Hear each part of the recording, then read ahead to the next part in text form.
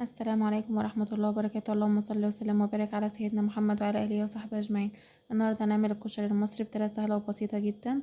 هنا معانا زيت، طاسة هنحط فيها زيت، بس هنكتر شوية الزيت عشان ده اللي هنستخدمه في بقية عمايل الكشري. بتاع البصل، الزيت بتاع البصل ده هنصفيه ونعمل فيه كشري، بيدي طعم حلو قوي للكشري.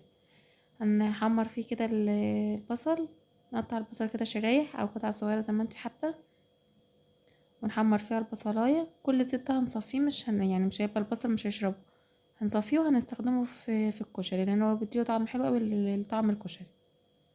هنا كان وصل معايا اللون الذهبي الحلو اهوت. هنصفيه بقى من الزيت اللي هو فيه دوت ونطلعه على مناديل. هصفي كل الكميه واحطها على منديل عشان لو فيها اي زيت تشربه. وهنحط بقى الزيت في طبق ونسيبه على جنب. هنا معانا عدس بجبة، هننقعه قبلها بساعة في مية، وبعد كده نعلق عليه النار.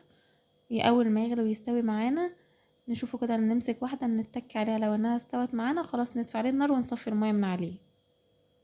هنا هنعمل بقى الصلصة بتاعة الكشري. هناخد شوية زيت من اللي احنا عملناه بتاع البصل، هننزل عليها بتوم مهروس، معلقة توم مهروسة كده حلوة. نحط عليها البهارات، ملح وفلفل اسمر وكزبرة ناشفة وسبع بهارات وبهارات لحمة ومعلقة صغيرة قرفة. البهارات دي بتدي طعم حلو اوي للصلصة. هنقلبها، بعد كده ننزل عليها بالطماطم. اول ما الطماطم تتسبك معانا نزودها شويه ميه وتاخد غلوه واحده ونطفي النار.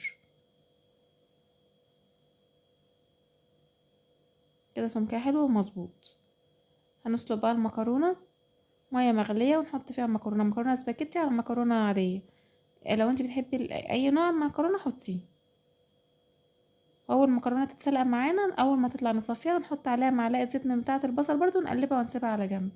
هنعمل بقى دقه الشطه، معانا برضو شويه زيت من بتاع البصل، هنزل عليها بمعلقه توم صغيره،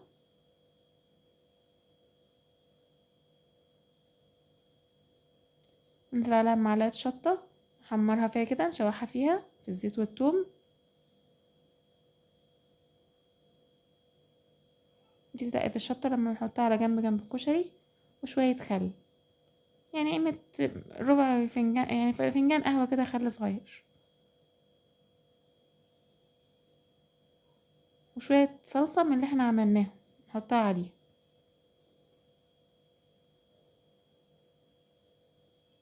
وشوية ملح. كده خلاص دقة الشطة جاهزة معانا. هنعمل بقى دقة الخل والثوم. هنحط عصير ليمون، يعني حوالي ليمونة ونص كده، وبرضو خل قدهم قد الليمون، وثوم مهروس، شوية ملح، شوية كمون، شوية كزبرة ناشفة.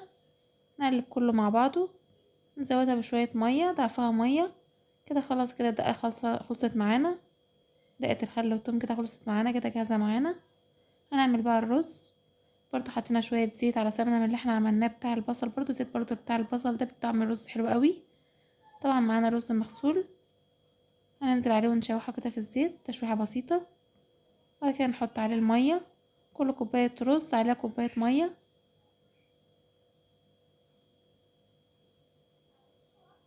بس كده نحط عليه بقى شوية الملح ونغطيه. اول ما يتشرب معانا نوطي النار نهديها خالص لحد ما يتلدن ويبقى كويس معانا. خلاص هنا بوريكي هنا اتلدن واستوى معايا خالص اهوت.